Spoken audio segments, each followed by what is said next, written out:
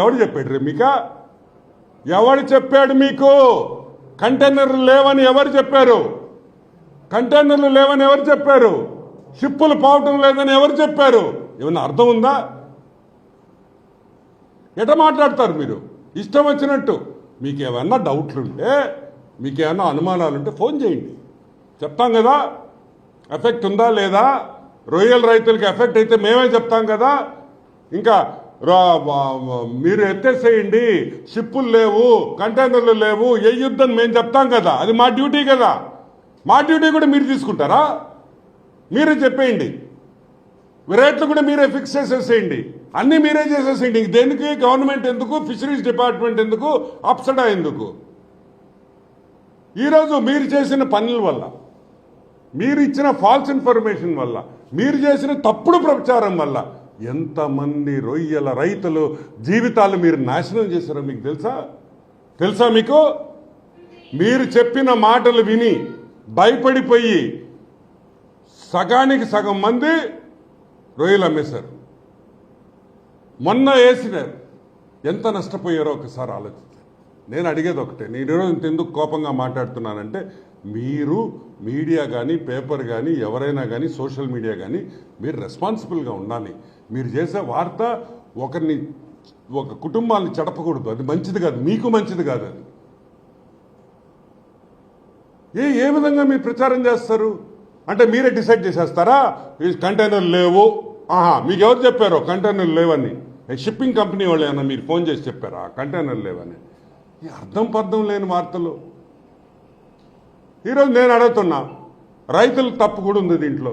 మీకు ఏమన్నా ఇటువంటి అనుమానం వస్తే, అరే షిప్పింగ్ లేదంట, రొయ్యలు అమెరికాకు పోవంట, లేకపోతే చైనాకు పోవంట అని మీకు అనుమానం వస్తే, రైతులు ప్రతి జిల్లా ఆఫీస్లో డిఎఫ్ఓలు ఉన్నారు.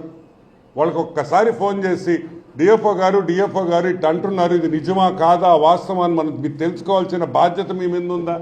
లేదు. అప్సడా ఆఫీసు ఫోన్ చేయొచ్చు, విజయవాడ ఆఫీసు ఫోన్ చేయొచ్చు, డిస్ట్రిక్ట్లో ఆఫీసులు, డిస్ట్రిక్ట్ డిఎఫ్ఓలు ఉన్నారు. వాళ్ళ కింద ఒక్కొక్క ఆఫీసులో 20-30 మంది పనిచేస్తున్నారు, మండల్ లెవెల్లో ఉన్నారు. ఇంతమంది ఉన్నప్పుడు ఏదో ఒక వార్త చూసి భయపడిపోయి మొత్తం హోల్సేల్గా రొయ్యలు పట్టేస్తే ఎంత నష్టం జరుగుతుంది? ఈరోజు కనుక్కోవాలి కదా. కనుక్కోకుండా మీరు ఇష్టం వచ్చినట్టు మీరు చేస్తే అది నిజంగా చాలా బాధాకరం. అసలు ఇంకొకటి తమాషా ఏంటంటే, యుద్ధం జరిగేది మిడిల్ ఈస్ట్లో, మన రొయ్యలు పోయేదానికి యూరోప్కి, అమెరికాకి, చైనాకి ఎక్కువ. అసలు మిడిల్ ఈస్ట్కి మన రొయ్యలు పోవు. అంతా కలిసి ఒక 4% టోటల్ మీద మిడిల్ ఈస్ట్కి పోయేది రొయ్యలు 4 to 5%. మిగతాదంతా Europe, US, China, Australia. Middle ఈస్ట్లో యుద్ధానికి అమెరికాకి రొయ్యలు పోయేదానికి ఏందా సంబంధం? ఏమన్నా షిప్పు, ఏమన్నా రొయ్యలు నడుచుకుంటా పోతాయి ఇరాన్ మీద? రొయ్యలు నడుచుకుంటా పోతాయి ఇరాన్ మీద అమెరికాకి? తిక్కన వెళ్ళారు. ఎట్లా రాస్తారని అడుగుతున్నా నేను. ఎట్లా రాస్తారు? సూయిజ్ కెనాల్ ఓపెన్ ఉంది, కేప్ ఆఫ్ గుడ్ హోప్ నుంచి, ఆఫ్రికా నుంచి కేప్ ఆఫ్ గుడ్ హోప్లో పోవచ్చు. కాకపోతే యుద్ధం వల్ల జరిగిన చిన్న ఇబ్బంది ఏంటంటే, షిప్పింగ్ కంటైనర్స్కి ఇన్సూరెన్స్ పెరిగింది. అది వార్ వల్ల ఒక $1,000, $2,000, $3,000 ఎంతో ఒకటి ఇన్సూరెన్స్ పెరగదు, ఎందుకంటే రిస్క్ ఇది ఉంటుంది కాబట్టి.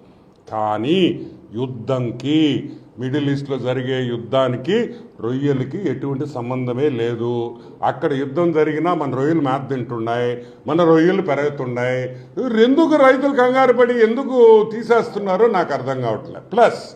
ప్లస్ నీకు బాస్టన్ ఇంకొక ఐ థింక్ 14, 15, 16, 17వ తేదీ బాస్టన్ సీ ఫుడ్ ఫెస్టివల్ ఉంది అమెరికాలో.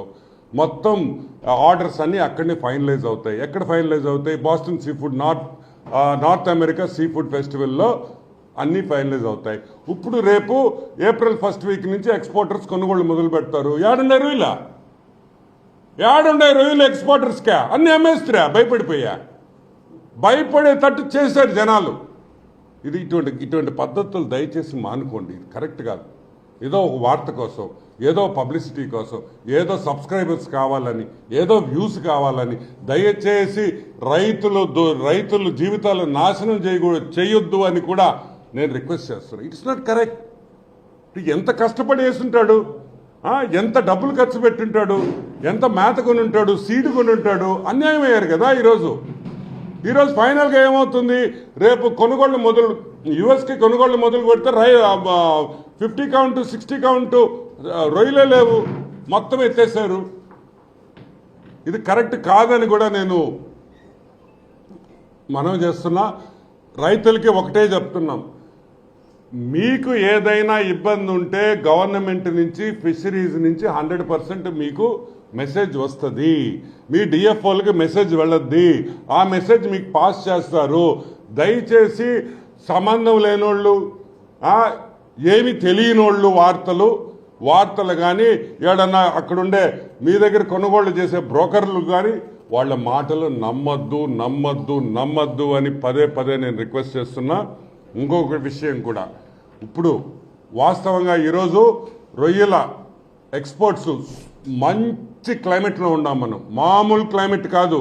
ఎందుకంటే సిబిడి కానీ బేసిక్ డ్యూటీస్ కానీ అన్నీ చూస్తే మీకు not even 20%, anti dumping duty అన్నీ చూసుకుంటే మనం 20%. మిగతా దేశాలతో ఒకప్పుడు మనది 50 ఉండింది, 40 to 50 ఉంటే మిగతా దేశాలు 20 ఉన్నాయి. ఈరోజు ఆ డ్యూటీ కూడా తగ్గింది.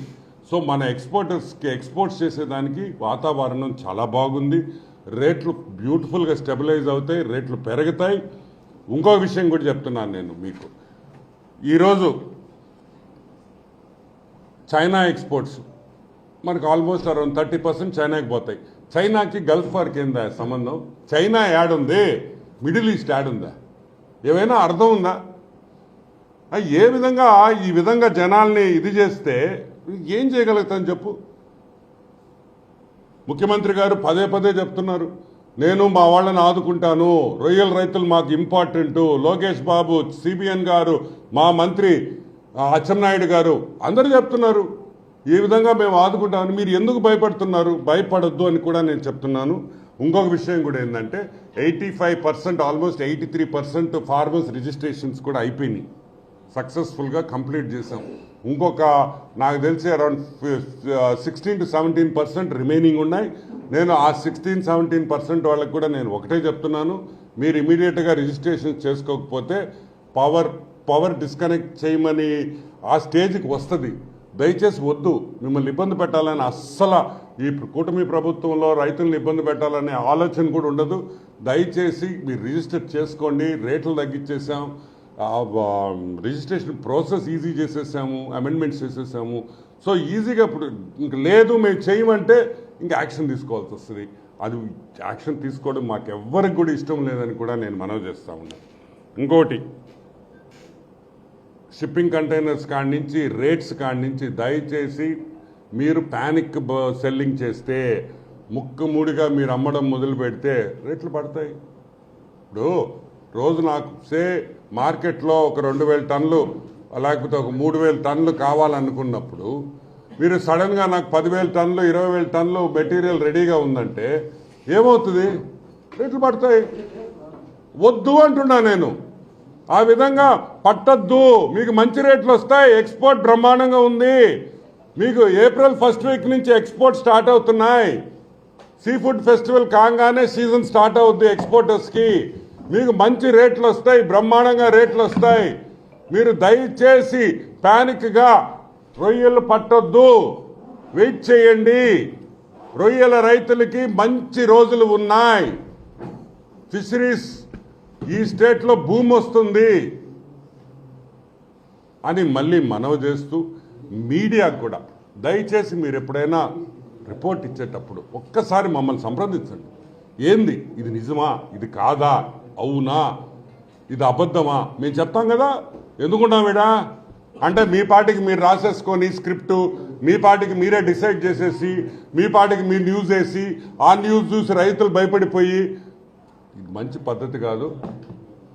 రెస్పాన్సిబుల్ రిపోర్టింగ్ ఉండాలని దయచేసి మిమ్మల్ని అందరినీ మనవి చేస్తున్నాను. ఇది నేను ఎందుకు ఏ రోజు మీ మీద ఇంత హార్ష్గా నేను మాట్లాడలే. ఈరోజు ఎందుకు మాట్లాడుతున్నానంటే ఈరోజు చాలామంది రైతులు మీ వల్ల సఫర్ అయ్యారు. 10 రూపాయలు సంపాదించుకోవాల్సిన రైతులు ఈరోజు తక్కువ రేటుకి అమ్ముకున్నారు. ఆ పాపం మీదే కదా. కాబట్టి దయచేసి be more responsible in your reporting. And Boston see food festival కాగానే ఈ సెకండ్ వీక్లో ఉంటుంది, 15, 16, 17 ఇమీడియట్గా ఆర్డర్స్ అన్నీ జనరల్గా ఇయర్ వైజ్ ఆర్డర్స్ అన్నీ బాస్టన్ సీ ఫుడ్ ఫెస్టివల్లోనే ఫైనలైజ్ అవుతాయి యుఎస్ మార్కెట్కి అంతా. సో ఆ April first week or maybe 10th తర్వాత ఎక్స్పోర్టర్స్ బయింగ్ స్టార్ట్ చేసేస్తారు. సో బ్రహ్మాండంగా రేట్ కూడా ఉంటుందని కూడా మనవి చేస్తూ, ఎనీ క్వశ్చన్స్?